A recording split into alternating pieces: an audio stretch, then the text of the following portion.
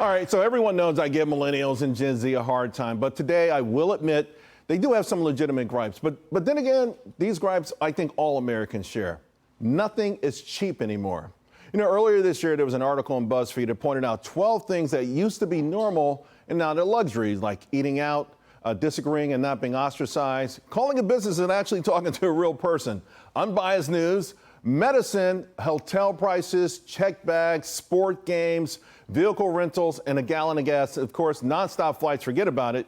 And that everything today is a collector's item. Now, I have to say, a lot of this is the culture of YOLO. You only live once, FOMO, fear of missing out. Young adults acting like there's no tomorrow. So guess what? Put off travel. You can't eat out every night, and if you don't eat out, order in. Come on, I mean, forget about it. As far as everything else is, stop ignoring, your friends, and if you have the disagreement with them, so what? Stay friends, right? But there are things that are out of your control right now. Some major breaking news this morning. We will no longer have any new rides, any new whips in America priced under $20,000. That's right. Mitsubishi pulling the Mirage. Now, it started at 17 grand. But to be honest with you, right, no one was buying it anyway, right? You wouldn't have bought one of those things to save your life.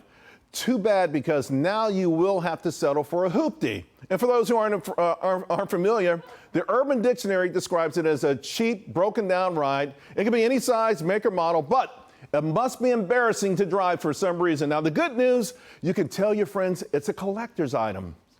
Housing, of course, also too expensive. In fact, this is the most unaffordable the housing market has ever been. But I got good news for you there, too. It's going to change in three ways.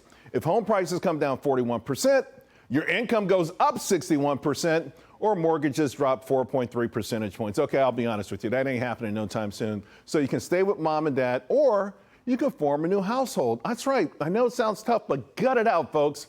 You know, I like the latter because it will force you to ditch all of those apps, all of those online subscriptions, all of that ordering in. You'll learn how to cook, right? Yeah, you'll probably have to work 2 jobs, but get this.